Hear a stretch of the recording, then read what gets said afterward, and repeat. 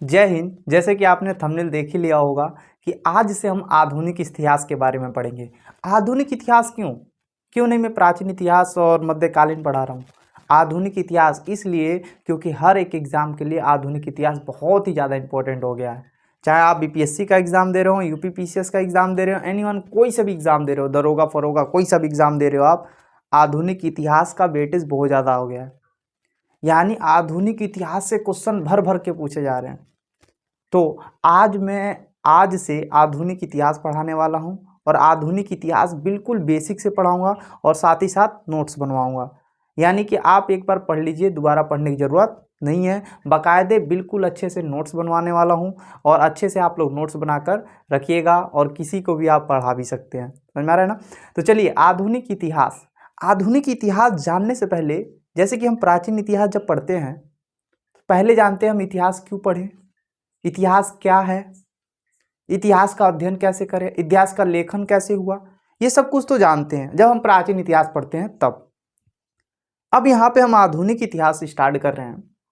तो आधुनिक इतिहास स्टार्ट करने से भी पहले हम ये भी जानेंगे कि इतिहास क्या है, क्योंकि जब आप कॉपी पलटो तो आपको एहसास हो कि आपने कुछ नोट्स ऐसा बना रखा है जो आपके लिए बहुत ही ज़्यादा हेल्पफुल है। तो एक एक चीज़ बारीकी से बताएंगे और साथ ही साथ लिखवाएंगे, टेंशन लेने की ज़रूरत नहीं है।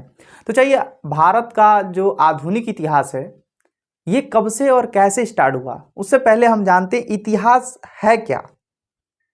इतिहास है क्या? तो आप लोगों ने छोटे क्लासों में 6 के क्लास में पढ़ा होगा, अतीत का अध्ययन इतिहास कहलाता है। पढ़ा है ना?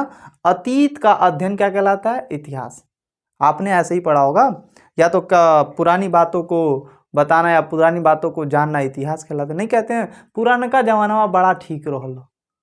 अरे पुराना जमाना में सती प्रथा था, बाल विवाह था, वधु विवाह क्या कहते हैं, ओ क्या कहते हैं, विधवा विवाह नहीं था। तो क्या वो सही था? क्या इस समय बाल विवाह कराया जैसा ही रहेगा? नहीं ना। तो कुछ शब्दों में, कुछ चीज़ों में जो हमारा इतिहास है वो सही था और कुछ चीज़ों में गलत है। तो उसके बारे में बिल्कुल डीपली जानने से पहले आपको ये जानना जरूरी है कि इतिहास क्या है। तो क्या इतिहास केवल अतीत का अध्ययन है? इतिहास अतीत के सभी पक्षों का अध्ययन है। इतिहास, तो यहाँ पे हमने सबसे पहला हेडिंग डाल रखा है, इतिहास क्या है। पहले मैं समझाता हूं फिर उसके बाद लिखवाऊंगा, ठीक है? तो इतिहास क्या है? तो इतिहास अतीत का अध्ययन नहीं है। इतिहास अतीत के सभी पक्षों का अध्ययन है। और सभी पक्ष कैसे पक्ष होते हैं? ये सभी पक्ष कौन सा है? सामाजिक पक्ष, आर्थिक पक्ष, राजनीतिक पक्ष और सांस्कृतिक पक्ष। क्या आप इतिहास में, प्राचीन इतिहास में नहीं पढ़ते कि वहाँ की अर्थव्यवस्था कैसी थी, वहाँ का समाज कैसा था, वहाँ की राजनीतिक व्यवस्था कैसी थी, वहाँ की संस्कृति कैसी थी? क्या नहीं पढ़ते आप? पढ़ते हैं। तो इतिहास के, यानी अगर हमें इतिहास जानना है तो अतीत के सभी पक्षों का अध्ययन, कैसा? सभी पक्षों का अध्ययन क्या कहलाता है? इतिहास कहलाता है। तो आपसे अगर कोई परिभाषा पूछेगा आज के बाद कि इतिहास किसे कहते हैं, तो आप फटाक के जवाब दीजिएगा, इतिहास जो है अतीत के सभी पक्षों का अध्ययन है। अब ये सभी पक्ष कौन कौन से हैं? सामाजिक पक्ष हो गया, आर्थिक पक्ष हो गया, राजनीतिक पक्ष हो गया और सांस्कृतिक पक्ष हो गया। वीडियो थोड़ा लंबा चलेगा तो आप लोगों को घबराना नहीं है, क्योंकि आप यहाँ पे कुछ सीखने आए हुए हैं, तो सीख के जाइए। तो चलिए, तो सबसे पहले आपने जाना इतिहास क्या है। तो इतिहास भैया सभी पक्षों का क्या है? अध्ययन है। और वो सभी पक्ष कौन कौन से हैं? आर्थिक, सामाजिक, राजनीतिक और सांस्कृतिक। ये जो पक्ष है इनका अध्ययन ही क्या कहलाता है भैया? इतिहास। ठीक है। अब इतिहास का लेखन कैसे स्टार्ट हो गया? इतिहास का, भारत का लेखन कब स्टार्ट हुआ? अब इतिहास का लेखन की बात करें, इतिहास तो केवल भारत की चर्चा नहीं कर रहे हैं, इतिहास का लेखन यानी पूरे विश्व में इतिहास का लेखन सबसे पहले स्टार्ट करने वाले एक व्यक्ति थे जिनका नाम था हेरोडोटस, जिन्होंने इतिहास लेखन सबसे पहले प्रारंभ किया। इनकी जो पुस्तक थी हिस्टोरिका, हेरोडोटस की पुस्तक कौन सी थी? हिस्टोरिका। हिस्टोरिका को हेरोडोटस ने 500 BC में लिखा था, ईसा पूर्व। वो भी बात करेंगे ईसा पूर्व और ईस्वी के बारे में, सब चर्चा करेंगे। तो हेरोडोटस भारत के विश्व के प्रथम व्यक्ति थे जिन्होंने इतिहास का लेखन किया, और इतिहास के लेखन के रूप में उन्होंने एक पुस्तक लिखी जिसका नाम था हिस्टोरिका। और जो पुस्तक लिखी थी हिस्टोरिका, कब लिखी थी? 500 BC में। तो आपके मन में नहीं खलता होगा?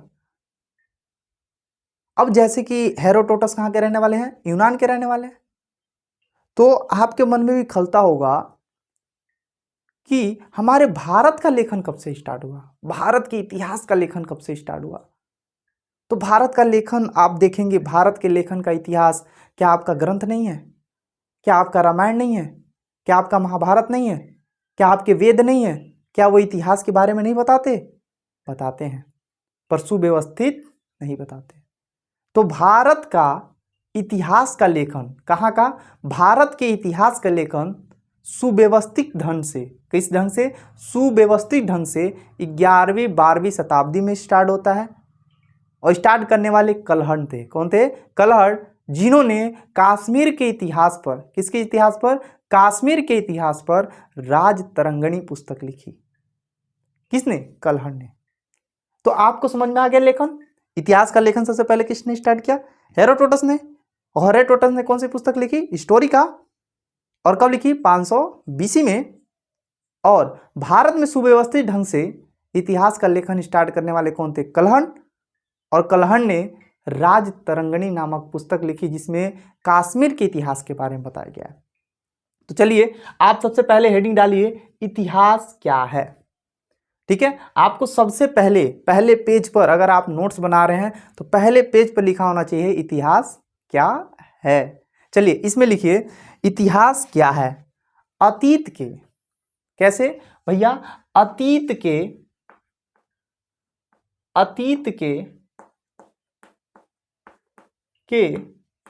सभी पक्षों का अध्ययन, अतीत के सभी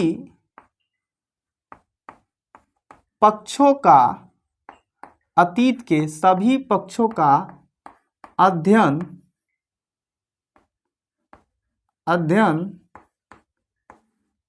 इतिहास कहलाता है। अतीत के सभी पक्षों का अध्ययन क्या कहलाता है भैया? इतिहास कहलाता है। समझ में आया आप लोगों को? इतिहास कहलाता है। अब ये सभी पक्ष कौन कौन से हैं? तो अभी हमने आपको बताया कौन कौन से भैया? सामाजिक पक्ष। कैसा पक्ष? सामाजिक पक्ष।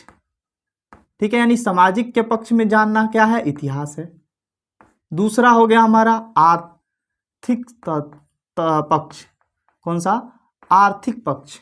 लिखिए सामाजिक पक्ष, पहला कौन सा लिखेंगे? सामाजिक पक्ष। दूसरा हमारा हो जाएगा आर्थिक पक्ष। तीसरा आपका हो जाएगा राजनीतिक पक्ष, राजनीतिक पक्ष। तीसरा आपका कौन सा हो जाएगा? राजनीतिक पक्ष।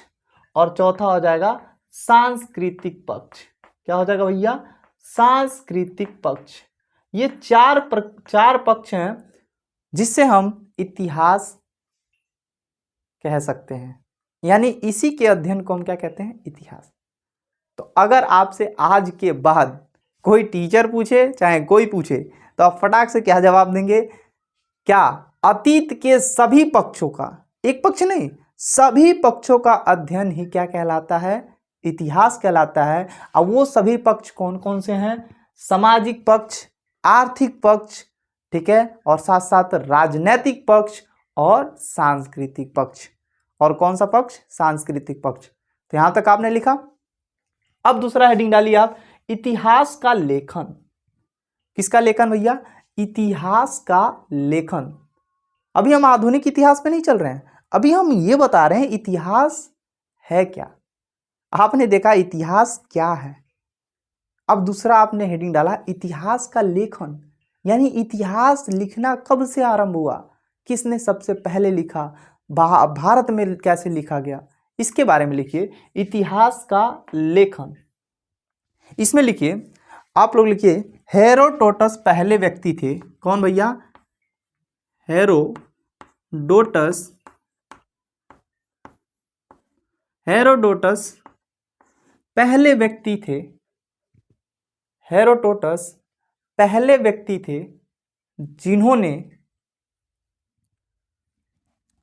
जिन्होंने इतिहास का लेखन आरंभ किया। हेरोडोटस पहले व्यक्ति थे जिन्होंने इतिहास का लेखन आरंभ किया। हेरोडोटस पहले व्यक्ति थे जिन्होंने इतिहास का लेखन आरंभ किया। तो समझ में आया आपको? तो हेरोडोटस पहले व्यक्ति थे जिन्होंने इतिहास का लेखन आरंभ किया था। इनकी पुस्तक, किनकी पुस्तक? हेरोडोटस की पुस्तक। लिखिए, इनकी पहली पुस्तक, ऐसे लिखिए, इनकी पहली पुस्तक हिस्टोरिका थी। कौन थी भैया? हिस्टोरिका।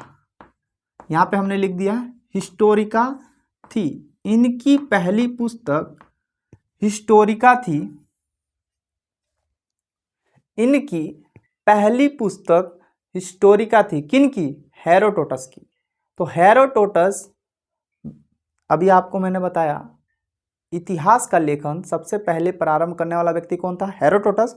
और हेरोडोटस की पहली पुस्तक कौन सी थी भैया? हिस्टोरिका थी।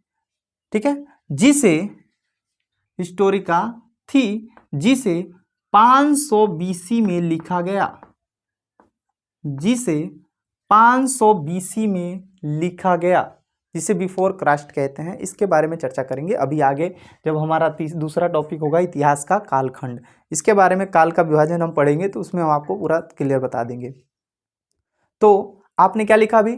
अभी आपने लिखा कि इनकी पहली पुस्तक कौन सी थी? हिस्टोरिका थी, जिसे 500 बीसी में लिखा गया था। 500 बीसी में क्या किया गया था? लिखा गया था। समझ में आ रहा है ना?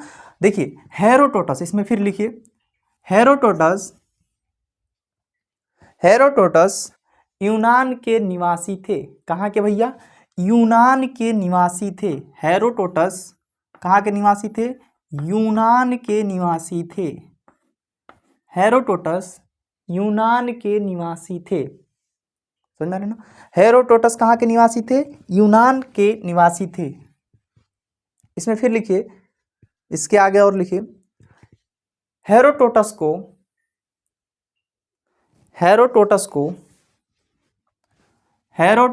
किसको भैया? हेरोडोटस को इतिहास का पिता कहा जाता है। इतिहास का पिता कहा जाता है। हेरोडोटस को इतिहास का क्या कहा जाता है? पिता कहा जाता है। समझ में आया? तो आपने अभी देखा, विश्व के प्रथम व्यक्ति थे। कौन थे भैया?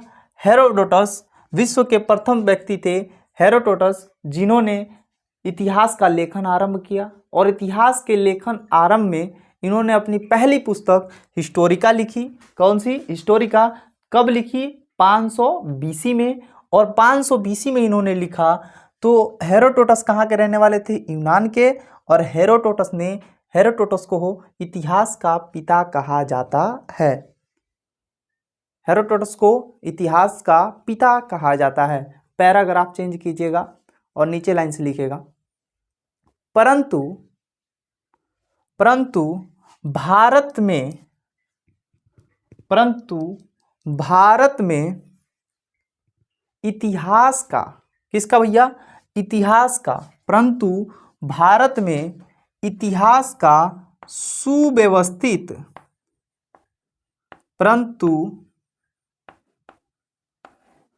परंतु भारत में इतिहास का सुव्यवस्थित लेखन 11वीं-12वीं शताब्दी, ऐसे लिखेंगे, सुव्यवस्थित 11वीं-12वीं शताब्दी, 11वीं-12वीं शताब्दी में कल्हड़ ने आरंभ किया, में किसने, कल्हड़ ने आरंभ किया था, कल्हड़ ने आरंभ किया था। ये आप याद करने की टेंशन ना लो, मैं याद करवाऊंगा और बहुत ही अच्छे तरीके से। ये जो नोट्स आप बना रहे हो आपके एग्जाम के लिए रामबाण है, याद रखिएगा। आपके इस नोट से आप किसी भी एग्जाम में बैठ रहे हो, अगर आधुनिक इतिहास से क्वेश्चन आ रहा है तो आप खुद सोचोगे कौन सा बनाए और कौन सा छोड़े। समझ में आ रहा है ना, एक एक चीज़ बारीकी से लेके चलेंगे, आपको टेंशन लेने की ज़रूरत नहीं है। बस आप धैर्य बनाइए और कंटिन्यू यहाँ पे ध्यान दीजिएगा। तो अभी आपने लिखा कि भारत में इतिहास का सुव्यवस्थित लेखन 11वीं 12वीं शताब्दी में कल्हड़ ने प्रारंभ किया था, या कल्हड़ के द्वारा प्रारंभ किया गया था, कल्हड़ ने प्रारंभ किया था, या कल्हड़ द्वारा प्रारंभ किया गया था। कल्हड़, अब ये कल्हड़ ने, इसमें लिखे फिर से, कल्हड़ ने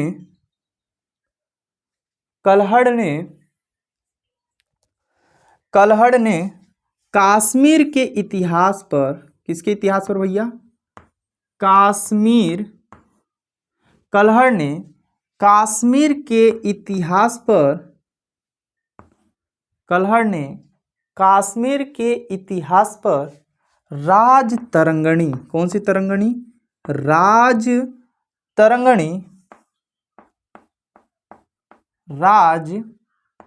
तरंगणी यहां देख लीजिएगा, लिख रखा है, राज तरंगणी नामक पुस्तक लिखी थी,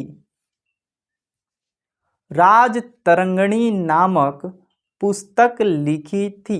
वैसे तो भारत, देखिए ध्यान सुनिएगा, वैसे तो भारत का इतिहास हम देखें तो हमें रामायण से, महाभारत से, गीता से, पुराण से, ऋग्वेद, सामवेद, इन सब से पता चलता है।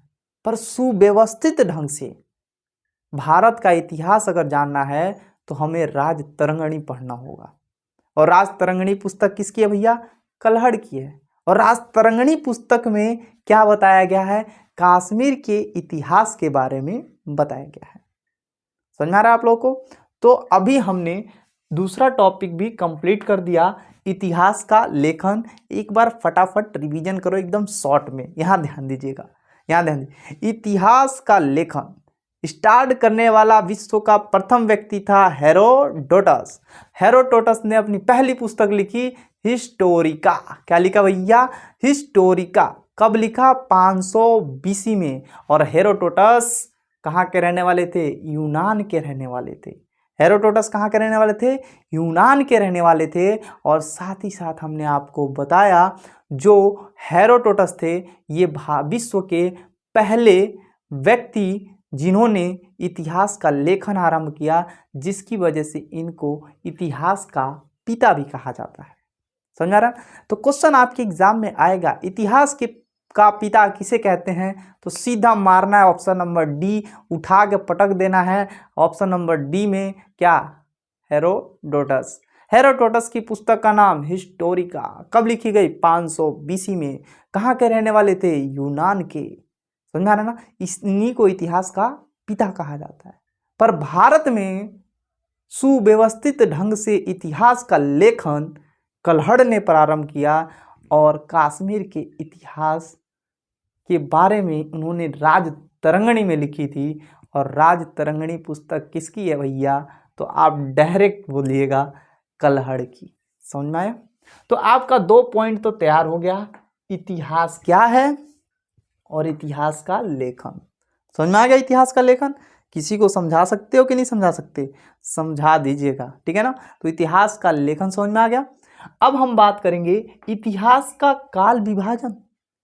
अब भैया इतिहास का काल विभाजन कैसे हुआ, तो इतिहास का काल विभाजन कालखंडों के आधार से देखा जाए।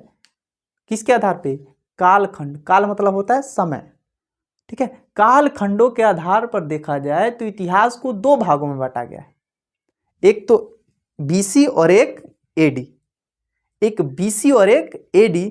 BC को बोलते हैं बिफोर क्राइस्ट, यानी ईसा के जन्म के पूर्व, यानी ईसा के जन्म से पहले। और 20 एडी को कहते हैं एनो डोमिनी, जिसका अर्थ होता है ईसा के जन्म के बाद या भगवान के जन्म का समय। समझ में आ रहा आपको? तो अब हम बात करेंगे इतिहास का काल विभाजन। इसमें लिखिए आप, इतिहास का काल विभाजन में आपको लिखना है, लिखिए कालखंड के अनुसार इतिहास का विभाजन 2 कालों में किया जाता है। कालखंड के अनुसार इतिहास का विभाजन 2 कालखंडों में किया जाता है। इतिहास का विभाजन या कालखंडों के अनुसार, किसके अनुसार? कालखंडों के अनुसार इतिहास का विभाजन, कालखंडों के अनुसार इतिहास का विभाजन 2 कालखंडों में किया जाता है। एक को हमने बोला बीसी, एक को हमने क्या बोला? बीसी। जगह ही नहीं बचता है, क्या बताएं हम? इसको मिटाएं? इसको मिटा सकते हैं कि नहीं मिटा सकते हैं? चलो भैया इसको थोड़ा सा मिटाते हैं, यहाँ पे ध्यान दीजिएगा। चलो आओ यहाँ पे बताते हैं। तो अभी आपने देखा कालखंडों के आधार पर इतिहास को 2 कालखंडों में बांटा। एक को हमने बोला बीसी, क्या बोला भैया? बीसी। और एक को बोला हमने एडी। एक को बोला बीसी और एक को एडी। एक को हमने बोला बीसी और एक को बोला हमने एडी। अब बीसी जो है, जिसको क्या बोलते हैं? Before Christ. इसका जो है, इसे ईसा के जन्म से, ईसा के जन्म के, ठीक है, ईसा के जन्म के पूर्व, ईसा के, इसका समय कब है? ईसा के जन्म से पूर्व की घटना। यानी ईसा मसीह जो इस्लाम धर्म आया, आपको पता है भारत में सबसे ज़्यादा दिनों तक शासन करने वाले या तो सबसे पहले आने वाले ईसाई थे। और ईसा मसीह के आने के बाद जो हम अभी कैलेंडर यूज करते हैं, ग्रेगियर कैलेंडर यूज करते हैं, जो ईसाइयों की देन है, ईसाइयों ने ही ग्रेगियर कैलेंडर को दिया। और जो हम कैलेंडर यूज करते हैं ग्रेगियर कैलेंडर, वो ग्रेगियर कैलेंडर ईसा मसीह के जन्म के आधार पर लिया गया है। और उसी कैलेंडर के आधार से, ईसा मसीह के जन्म के आधार से हम इतिहास को 2 भागों में बांटते हैं। एक को बोलते हैं बीसी, ईसा पूर्व, क्या बोलते हैं? ईसा पूर्व। एक को बोलते हैं एडी, उसे बोलते हैं ईसवी, क्या बोलते हैं? ईसवी। इसका फुल फॉर्म क्या होता है? एनो डोमिनी,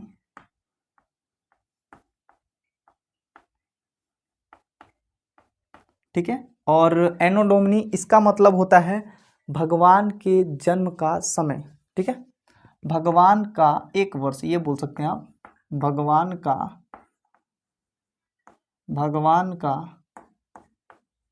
1 वर्ष। समझ में आ रहा ना? तो आप लोग बेसिकली बस याद रखिए, बीसी को बोलते हैं ईसा मसीह के जन्म से पहले यानी पूर्व, और ईसा मसीह के जन्म के बाद उसको बोलते हैं एडी। अब यहाँ पे समझिए, यहाँ पे 0 पर ईसा मसीह का जन्म हुआ होगा, यहाँ पे ध्यान दीजिएगा, यहाँ पे ईसा मसीह का क्या हुआ? जन्म हुआ। अब खुद बताइए, यहाँ पे ईसा मसीह का जन्म हुआ, ठीक है। अब ये 0 पर ईसा मसीह का जन्म हुआ, तो इधर का समय बढ़ा और इधर वाला समय उल्टा चलेगा। अब खुद बताइए, अगर 0 है यहाँ पे तो हम इधर क्या करेंगे? -1, यही तो करेंगे। इधर क्या करेंगे? -2, ऐसे -100 हो जाएगा, ऐसे करेंगे -200 हो जाएगा। समझ में आया? और इधर चलेंगे तो क्या हो जाएगा? 100, 200 और 2023 जो अभी फिलहाल में चल रहा है। समझ में आ रहा है? अब खुद बताइए, -1 बड़ा है कि -2? क्या बड़ा है भैया? -1 बड़ा है। समझ में आ रहा है ना? तो -1 बड़ा है। और किसी का भी उम्र क्या होता है भैया? बढ़ता है। और जब उम्र बढ़ेगा, अगर मैं 100 में जन्म लिया हूं, -100 में जन्म लिया हूं, तो मरूंगा कब? -200 में? बताइए। नहीं, गड़बड़ हो जाएगा। -200 में नहीं यार, किसी का भी समय बढ़ेगा कि घटेगा? तो आप कहोगे बढ़ेगा। अब बढ़ेगा तो किस साइड आएगा? इधर माइनस में इस साइड आएगा। तो माइनस यानी कि हम -38 में, -20 में, -30 में ऐसे मर सकते हैं। समझ में आ रहा है कुछ? तो ये सब क्या है, डिसेंडिंग ऑर्डर, यानी कि ये माइनस की तरफ से ये उल्टा चलता है और इधर आने के बाद ये पूरा सीधा हो जाता है। अगर मैं मानता हूं अकबर का जन्म, मानता हूं मेरा जन्म -100 में हुआ है, तो इधर कहीं आकर -20 और 25 में हमारी मृत्यु होगी, क्योंकि ये माइनस में है और माइनस में जितना कम होता है वो ज़्यादा होता है और जितना ज़्यादा होता है उतना कम होता है। समझा ना? अब देखिए, आप ऐसा फिगर बनाइए और ये लिख दीजिए BC, इसी को बिफोर क्राइस्ट भी बोलते हैं, बिफोर क्राइस्ट,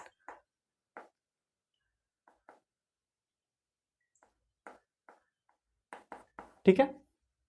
और AD को बोलते हैं एनो डोमिनी, जो भगवान का 1 वर्ष है। अब इसमें लिखिए आप, इसमें क्या लिखेंगे आप भैया, इस साइड सब क्या हो जाएगा, BC हो जाएगा, ये सब BC में है, ठीक है, बिफोर क्राइस्ट में, यानी ईसा मसीह के जन्म के पूर्व। अब ये 0 ईस्वी हो गया। अब फिर से ये क्या है भैया, AD है, इसी को ईस्वी बोलते हो आप, क्या बोलते हैं, AD को क्या बोलते हैं, ईस्वी। ऐसे आप फिगर बना सकते हैं, AD ईस्वी, समझ में आ रहा है। और ये BC है, ईसा पूर्व। तो इतिहास की घटना को अगर कालखंडों के हिसाब से देखा जाए तो 2 भागों में बांटा गया है, 2 कालखंडों में बांटा गया है, एक BC और एक AD। BC को बिफोर क्राइस्ट और AD को एनो डोमिनी कहते हैं। समझ में आया आप लोगों को? तो ये फिगर आप लोग बना लीजिए। फिर उसके बाद हम चर्चा करते हैं इतिहास का अध्ययन क्यों, हम इतिहास का अध्ययन क्यों करें। समझ में आ रहा ना? अभी आपने सबसे पहले देखा इतिहास क्या है, उसके बाद देखा इतिहास का लेखन, उसके बाद देखा आपने इतिहास का काल खंडों के हिसाब से या काल के हिसाब से विभाजन। समझ में ना? अब आपको देखना है इतिहास का अध्ययन क्यों, क्यों हम इतिहास का अध्ययन करें, क्यों हम टाइम वेस्ट करें। समझ में आ रहा है आपको? तो चलिए इसके बारे में भी अच्छे से समझते हैं, ठीक है। इतिहास का अध्ययन क्यों, हेडिंग डाल लीजिए, फटाफट हेडिंग डालिए, इतिहास का अध्ययन क्यों।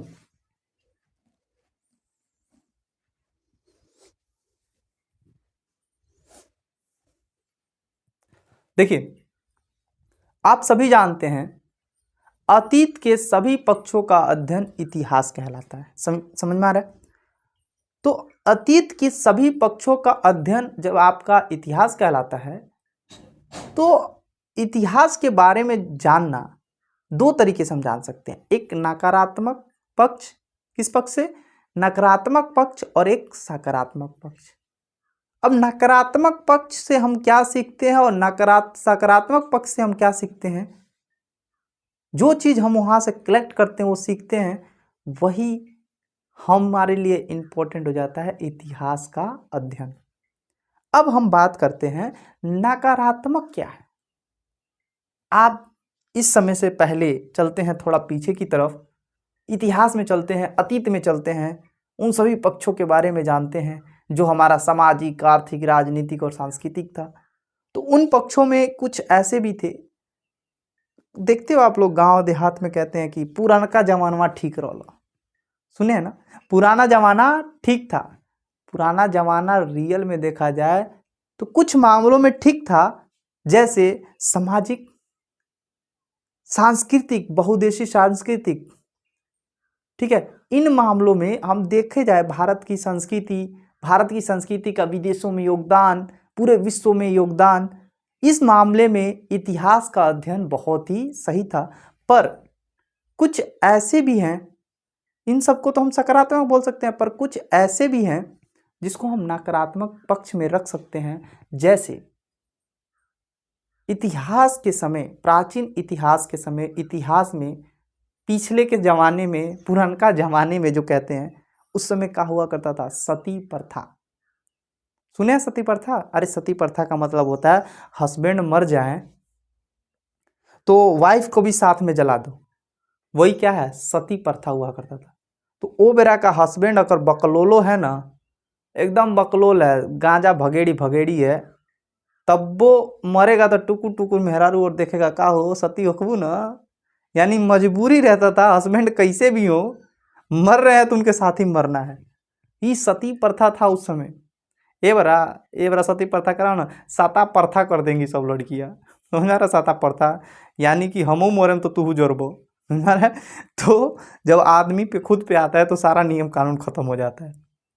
तो पहले चलो पीछे थोड़ी सी कहानी सुनते हैं। देखो जब 1900 के दशक में 1950 1960 चल रहा था, उस समय जब वो हस्बैंड काम से आते थे ना, भाई खेते में से कहीं से भी आएंगे, तो वाइफ चाय लेके खड़ी रहती थी। अरे हमारे हस्बैंड जी आए, लीजिए लीजिए चाय पीजिए, दरवाजे पे चाय लेकर खड़ी रहती थी। अब थोड़ा सा लेटेस्ट वर्जन हुआ कब, 1990। 1990 में जब हस्बैंड काम से घर आते थे तो वाइफ बैठी रहती थी और हस्बैंड बोलता था चाय, तो वाइफ कहती थी ठीक है आप हाथ पैर धो लीजिए, हम चाय लेकर आ रहे हैं। फिर 1900 ख़त्म हो गया, फिर हमारा 2005-6 के बीच में आया। तब हस्बैंड घर आते थे तो कहते थे, जैसे घर आते थे तो वाइफ टीवी देख रही है सीरियल। उस समय चलता था केकर घर बिगाड़ी, पता नहीं कौन कौन सा सीरियल चलता था, बहू सास बहू दुका दुका छोड़िए, सीरियल देखती थी। कब, 2006 और 2007 के बीच में। तो हस्बैंड कहता था चाय, तो कहती थी ठीक है अभी हम बना के दे रहे हैं, जब ब्रेक आ जाएगा तब, सीरियल का ब्रेक आ जाएगा तब। अब 2023 आया, क्या आ गया भैया 2023। अब इसमें हस्बैंड काम करके घर पर आया तो हस्बैंड ने पूछा चाय, हस्बैंड ने बोला चाय। वाइफ ने इसे मुड़ के और घुर्रा के देखी, और वाइफ उस समय देख रही है नागिन, सीरियल कौन सा देख रही है, नागिन।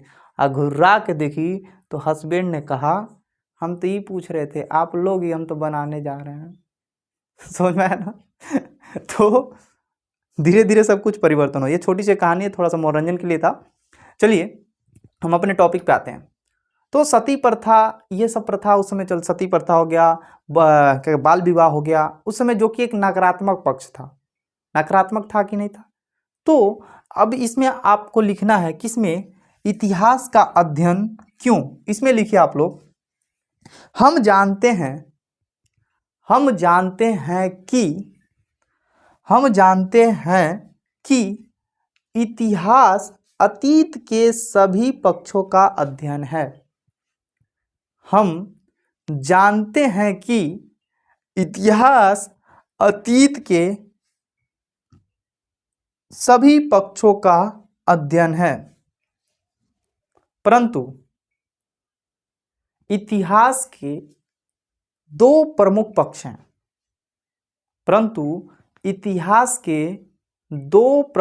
पक्ष हैं। एक का लिखिए, एक में आप लिखना है सकारात्मक पक्ष। कौन सा पक्ष, सकारात्मक पक्ष। कितने पक्ष हैं, दो पक्ष हैं, एक है सकारात्मक पक्ष, दूसरा है नकारात्मक पक्ष।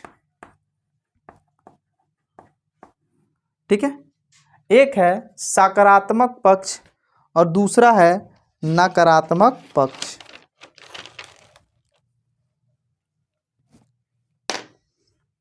समझ में आया आपको। तो एक है सकारात्मक पक्ष और एक है नकारात्मक पक्ष। तो सबसे पहले हेडिंग डालिए सकारात्मक पक्ष क्या है, इसके बारे में जानते हैं। देखिए इतिहास का सकारात्मक पक्ष लिखिए, इतिहास का सकारात्मक पक्ष अतीत के गौरव पक्षों को बताता है, गौरवमय पक्षों को बताता है। किसके पक्ष को बताएगा, गौरवमय।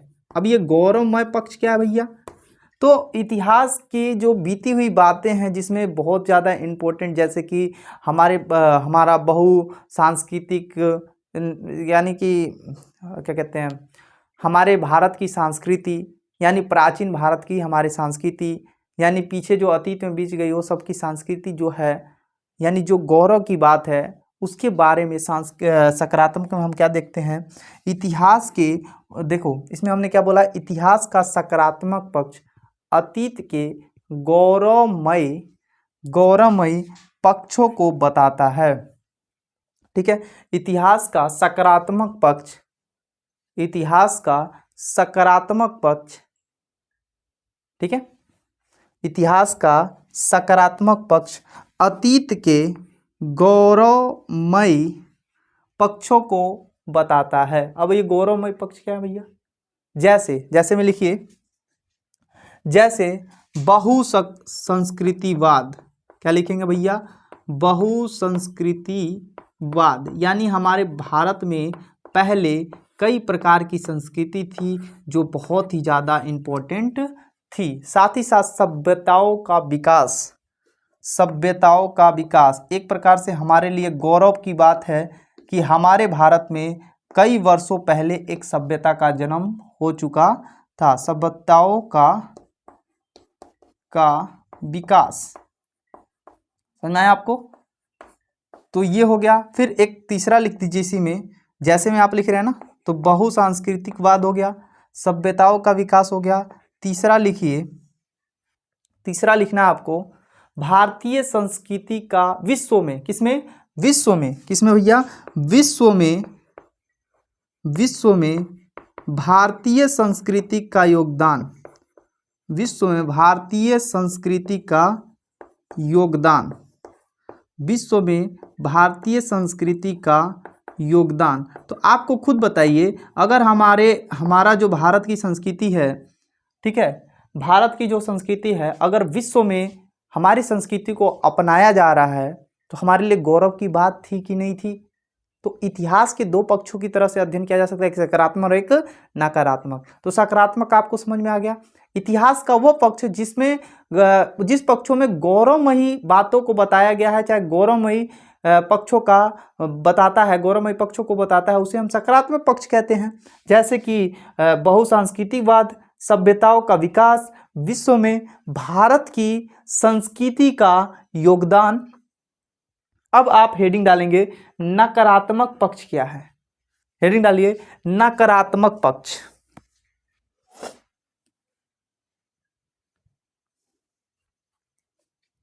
लिखिए इसमें इतिहास का नकारात्मक पक्ष, इतिहास का नकारात्मक पक्ष अतीत के कमियों को उजागर करता है। अतीत के कमियों को क्या करता है भैया? उजागर करता है। अतीत के कमियों को उजागर करता है कौन भैया? नकारात्मक पक्ष। यानी इतिहास के, किसके भैया? इतिहास का नकारात्मक पक्ष जो है, किसका? इतिहास का नकारात्मक पक्ष जो है वह अतीत के कमियों का उजागर करता है। जैसे महिलाओं का दैनिक दशा, ठीक है, दयनीय स्थिति। पहला लिखिए इसमें महिलाओं का दयनीय स्थिति, यहाँ पे दयनीय हमने लिख दिया है, महिलाओं का दयनीय स्थिति।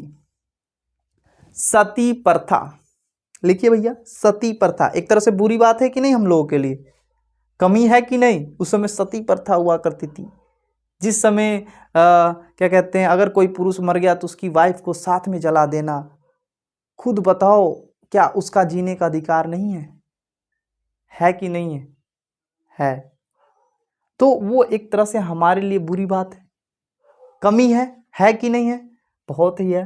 तो नकारात्मक पक्ष में आपने देखा, कमियों में देखा, जो उजागर कर रहा है कमियों को, एक तो देखा महिलाओं का, क्या देखा आप? दयनीय स्थिति, और दूसरा देखा सती प्रथा। तीसरा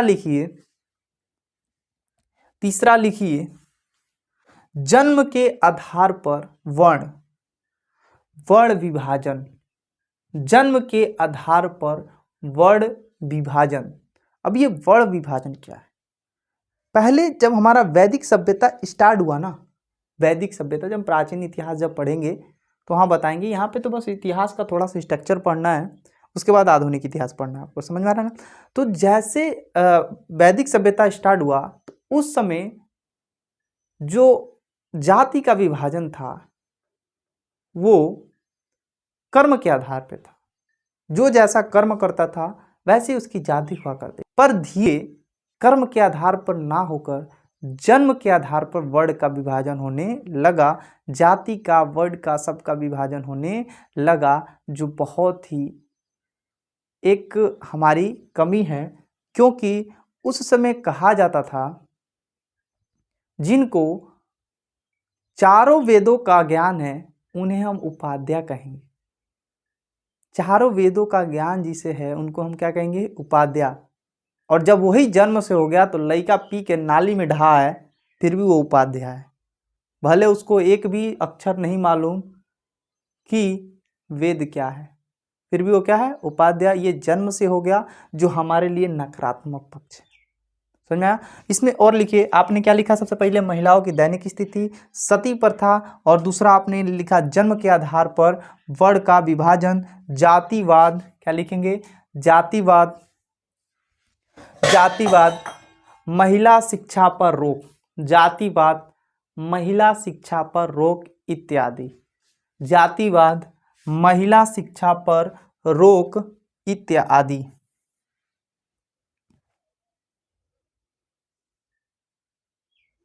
ठीक है, महिला शिक्षा पर जोर और महिला शिक्षा पर रोक, महिला शिक्षा पर रोक और जातिवादी। अब आप नीचे एक लाइन लगा कर लिखिएगा, नीचे लिखिए, संक्षेप में कहा जा सकता है कि, संक्षेप में कहा जा सकता है कि अतीत के जहां, संक्षेप में कहा जा सकता है कि अतीत के जहां सकारात्मक आयाम है, जहां सकारात्मक आयाम है वहीं नकारात्मक पक्ष भी हैं।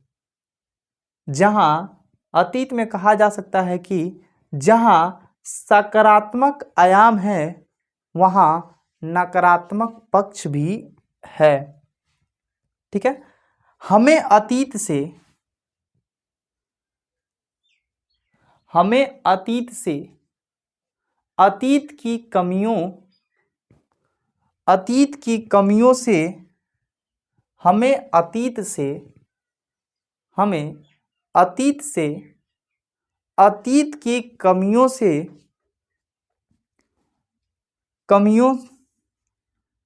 कमियों से सीख लेकर, हमें अतीत से, अतीत की कमियों से सीख लेकर भविष्य को सुखमय और उज्जवल बनाने का प्रयास करना चाहिए। इसीलिए अब समझ में आ गया ना, इतिहास का अध्ययन क्यों करें? समझ में आ रहा ना? समझ में आया आप लोगों को? तो सीख लेकर भविष्य को क्या करना है भैया? भविष्य को सुखमय और उज्जवल बनाने का प्रयास करना चाहिए। समझ में आया? अब आपको लास्ट हेडिंग डालना है, भारत का इतिहास। भारत का इतिहास। देखो, भारत का इतिहास 3 कालखंडों में विभाजित है। भारत के इतिहास की बात कर रहे हैं, इतिहास की बात नहीं कर रहे हैं। इतिहास की बात करें तो इतिहास जो है आप पढ़ोगे, प्राग ऐतिहासिक काल, आदि ऐतिहासिक काल, क्या कहते हैं, ऐतिहासिक काल में विभाजित है। जबकि यहाँ पे हम केवल भारत के इतिहास की बात कर रहे हैं। और भारत का इतिहास 3 भागों में बटा हुआ है। कितने भागों में? 3 भागों में बटा हुआ है। एक है प्राचीन इतिहास। कौन सा इतिहास भैया? प्राचीन इतिहास। एक है हमारा मध्यकालीन इतिहास। देखिए कैसे हम आपको लिंक कर रहे हैं। ठीक है, मध्यकालीन इतिहास। और लास्ट है हमारा आधुनिक इतिहास। समझ में आया? प्राचीन इतिहास, मध्यकालीन इतिहास और आधुनिक इतिहास। अब जो ये प्राचीन इतिहास, मध्यकालीन इतिहास और आधुनिक इतिहास है, इसका समय क्या है ये भी नोट कर लीजिए। प्रारंभ से, कहां से? प्रारंभ से, प्रारंभ से 712 ईस्वी तक, प्रारंभ से 712 ईस्वी तक को हम क्या बोलते हैं? प्राचीन काल या भारत का प्राचीन इतिहास कह सकते हैं। तो ऐसे डिजाइन आप बनाएंगे तो भारत का इतिहास 3 भागों में, कितने भागों में? 3 भागों में विभाजित है। एक को लिखेंगे प्राचीन भारत का इतिहास, मध्यकालीन भारत का इतिहास, आधुनिक भारत का इतिहास। और हमें इसी के बारे में चर्चा करना है। ये जो क्लास चल रही है ये क्लास बहुत ही लंबी होने वाली है, पर एक एक चीज़ अच्छे से समझाने वाले हैं। तो आधुनिक इतिहास हमें पढ़ना है, उससे पहले हम जाने जो भारत का प्राचीन इतिहास है वो प्रारंभ से, जहाँ से इतिहास प्रारंभ हुआ है, प्रारंभ से 712 ईस्वी तक है। मध्यकालीन इतिहास 712 से लेकर 757 तक है, जबकि 712 में आप देखेंगे मोहम्मद बिन कासिम आ जाता है भारत, और मोहम्मद बिन जब कासिम भारत आता है तो सिंध के क्षेत्र पे जजिया कर लगा देता है। अब ये जो जजिया कर है, इस जजिया कर को तो अकबर ने भी हटाया था, पर अकबर से पहले भी एक शख्स था जो पुर्तगाल का गवर्नर था, उसने हटाया था। तो हम उसके बारे में भी अच्छे से बताएं, चर्चा करेंगे, आप टेंशन लेने की जरूरत नहीं है। तो प्राचीन इतिहास जो है प्रारंभ से 712 ईस्वी तक, और मध्यकालीन इतिहास 712 से लेकर 1757 तक। 1757 में प्लासी का युद्ध होता है, और प्लासी के युद्ध के बाद ब्रिटेन जो सरकार थी उसका पूरा दबदबा भारत पे हो जाता है, और वहाँ से राजवंशों का खात्मा हो जाता है। अभी जो 3 भागों में जो विभाजित किए हैं भारत का इतिहास जो 3 भागों में विभाजित किया गया है, कुछ परिवर्तन के आधार पर। इसमें लिखिए, पहले लिखिए, एक लाइन लिख लीजिए, इसमें एक लाइन लिखिए, इसमें लिखिए भारत के इतिहास का विभाजन, भारत के इतिहास का विभाजन कुछ परिवर्तनों के आधार पर किया गया है। कुछ परिवर्तनों के आधार पर किया गया है, लिख लिए, कुछ परिवर्तनों के आधार पर किया गया है। और ये परिवर्तन निम्नलिखित हैं: सामाजिक परिवर्तन, आर्थिक परिवर्तन, राजनीतिक परिवर्तन और सांस्कृतिक परिवर्तन। वही सेम 4 चीज, सामाजिक, आर्थिक, राजनीतिक और सांस्कृतिक। समझ में? अब ध्यान दीजिए, अब कैसे सामाजिक राजनीतिक कैसे, तो आप प्राचीन इतिहास जब पढ़ोगे तो आप देखोगे कि वहाँ पे शहर बसे हुए थे, गांव था, वहाँ पे खेती हुआ करती थी। फिर आप वैदिक सभ्यता में वही पढ़ोगे, पर यहाँ पर देखोगे तो यहाँ पे धर्म ही चेंज हो जाएगा। यहाँ पे हिंदू धर्म चल रहा है, और यहाँ पे भैया तुर्क आक्रमणकारी आ गए, मुस्लिम आ गए। कब? मध्यकालीन में मुस्लिम आ गए। समझ में आ रहा है ना? फिर उसके बाद आधुनिक में चलोगे, 1757 का युद्ध होता है, जिसके बाद अंग्रेजों का पूरा दबदबा हो जाता है, कोई धर्म काम करने वाला नहीं है, यहाँ पे अपना नियम चालू हो जाता है। एक तरह से देखा जाए तो आधुनिक में लोकतंत्र का साक्ष्य मिलने लगता है, यानी लोकतंत्र का बीज स्टार्ट हो जाता है, लोकतंत्र स्टार्ट हो जाता है। पर यहाँ पे पूरा क्या है? राजतंत्र है। समझ में आ रहा है ना? तो इतिहास को कैसे कैसे बांटा गया है उसके बारे में धीरे धीरे सब कुछ बताएंगे। पहले हमें आधुनिक इतिहास के बारे में जानना है। अब आधुनिक इतिहास का जो समय है 1757 से लेकर 1947 तक। समझ में? 1757 से लेकर 1947 तक। समझना है? तो आज हम थोड़ा सा चर्चा कर लेते हैं आधुनिक इतिहास के सिलेबस के बारे में। ये जो सिलेबस है टोटल आधुनिक इतिहास का सिलेबस है, ये आधुनिक इतिहास, इसी में आपको सब पढ़ना है। सबसे पहला आपको पढ़ना है यूरोपियन का आगमन। इसमें आप आधुनिक इतिहास के सिलेबस में लिख सकते हैं, आधुनिक इतिहास हमें पढ़ना है ना। ये तो मध्यकालीन नहीं पढ़ना है, प्राचीन में नहीं पढ़ना है, पहले हमें क्या पढ़ना है? आधुनिक। तो आधुनिक इतिहास का ये सिलेबस लिख लीजिए। पहला, यूरोपियों का आगमन, मुगलों का पतन, यानी मुगल कैसे खत्म हो गए। समझ में आ रहा है ना? मुगल वंश जो आया, जो बाबर आया 1526 में, पानीपत का युद्ध लड़ा, इब्राहिम लोदी को हराया, और इन मुगलों का पतन कैसे हो गया, यूरोपी भारत में कैसे आया, यूरोप में सबसे पहले पुर्तगाल आया, पुर्तगाल में कौन आया, कैसे आया, इन सब के बारे में चर्चा करेंगे। समझ आ रहा है ना?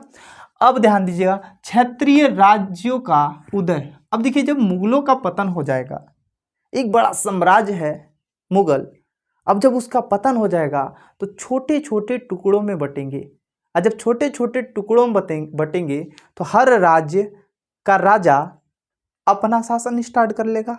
तो उसी को बोला गया क्षेत्रीय राजाओं का उदय और भारत में ब्रिटिश साम्राज्य का विस्तार। अब भैया अब खुद बताइए, एक बड़े पत्थर को फोड़ने में टाइम लगेगा, पर एक छोटे छोटे पत्थर को एक एक हथौड़ा मारो, फूटते जाएंगे। तो ब्रिटिश के लिए आसान हो गया। जैसे ही मुगलों का पतन हुआ, वैसे ही छोटे छोटे राज्य उभर कर सामने आए और सभी लोग अपने अपने राज्य पे शासन करने लगे और सभी राज्यों पर एक एक करके राज्यों पे कब्जा करना ब्रिटिश साम्राज्य ने स्टार्ट कर दिया। इसीलिए ब्रिटिश का विस्तार बिल्कुल ईजी से हो गया। अब देखिए इसमें ब्रिटिश साम्राज्य का विस्तार हुआ तो जिसमें बंगाल हो गया, अवध हो गया, मराठा हो गया, मैसूर हो गया, पंजाब हो गया, राजपूताना हो गया। ये सब राज्यों का उदय हुआ था मुगल वंश के पतन के बाद। उसके बाद भारत में साम्राज्य विस्तार के लिए ब्रिटिश की नीतियां, अब ये नीति बनाएंगे, जैसे डलहौजी ने हड़प नीति बनाया, विलय नीति बनाया। इन नीतियों के बारे में आप कक्षा 8 में भी पढ़े होंगे, तो इन नीतियों के बारे में जानेंगे। भारत के ब्रिटिश साम्राज्य विस्तार के लिए ब्रिटिश नीतियां क्या क्या बनाई, ब्रिटिश के शासन के अधीन भारतीय अर्थव्यवस्था क्या रहा। आपको मैं बता दूं, जब भारत में ब्रिटिश आए तो उस समय हमारी इकोनॉमी, हमारा अर्थव्यवस्था 25% हुआ करता था, यानी पूरे विश्व का 25% अर्थव्यवस्था भारत में थी।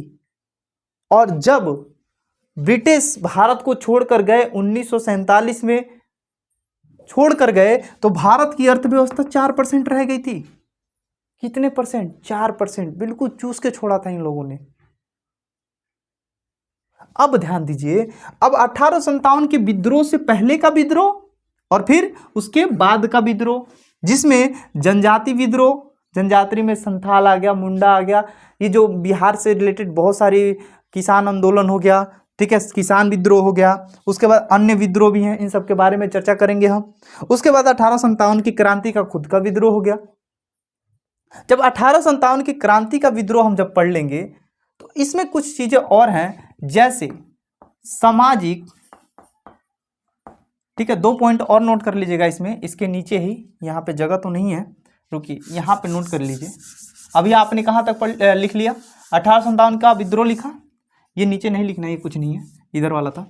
अब इसी में और लिखिए, एक और लिखना है आपको, सामाजिक धार्मिक आंदोलन, जैसे राजा राम मोहन राय आएंगे, ठीक है, सती प्रथा का अंत होगा विलियम बेंटिंक के द्वारा, ठीक है, सामाजिक धार्मिक विद्रोह, यानी कि धार्मिक का उदय होगा, धार्मिक सामाजिक धार्मिक का, ठीक है, आंदोलन, धार्मिक सामाजिक धार्मिक आंदोलन लिख सकते हैं, सामाजिक धार्मिक आंदोलन। और लास्ट है राष्ट्रीय आंदोलन। अब राष्ट्रीय आंदोलन हम पढ़ेंगे तो राष्ट्रीय आंदोलन में हमारे गांधी जी आ जाएंगे, सुभाष चंद्र बोस आ जाएंगे, महात्मा गांधी, सुभाष चंद्र बोस, भगत सिंह, इन सब के बारे में किस में बात करेंगे? राष्ट्रीय आंदोलन के बारे में बात करेंगे। तो ये आपका रहा पूरा आधुनिक इतिहास, भारत का आधुनिक इतिहास, जो मैंने आपको बहुत ही अच्छे से स्ट्रक्चर बताया। और ये सब चीज़ें हमको पढ़ना है। सबसे पहले स्टार्ट करेंगे यूरोपियों का भारत में आगमन, कैसे यूरोपी भारत में आए। तो आज की क्लास कैसी लगी? तो हमने एक बार देखना है, हमें सबसे पहले पढ़ा इतिहास क्या है, तो फटाफट बताइए तो इतिहास क्या है? अतीत के सभी पक्षों का अध्ययन क्या है? इतिहास।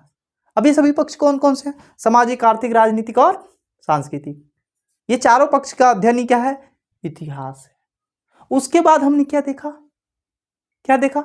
इतिहास का लेखन सबसे पहले किसने स्टार्ट किया विश्व में? हेरोडोटस ने। हिस्टोरिका लिखा 500 BC में, यूनान के रहने वाले थे और इसीलिए भारत इतिहास का इनको जनक बोला जाता है, हेरोडोटस को। पर भारत में सुव्यवस्थित ढंग से भारत का इतिहास का लेखन कल्हण ने स्टार्ट किया।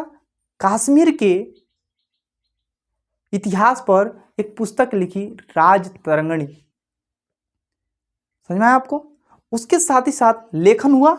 उसके बाद कालखंडों में विभाजन, किसका? इतिहास का। तो इतिहास के कालखंडों का विभाजन 2 प्रकार से, एक BC और एक AD। तो BC को बिफोर क्राइस्ट और AD को एनो डोमिनी। BC वाला क्या होता है? माइनस में चलता है और AD वाला प्लस में। ईसा मसीह के जन्म से पहले की बात BC और जन्म के बाद AD यानी कि ईसवी। उसके बाद हमने चर्चा किया था, उसके बाद क्या अध्ययन? इतिहास का अध्ययन। इतिहास का अध्ययन 2 पक्षों से हम करते हैं, एक नकारात्मक और एक सकारात्मक। जिन पक्षों से अध्ययन करने से हमें गौरवमय प्राप्त हो वो क्या है? सकारात्मक।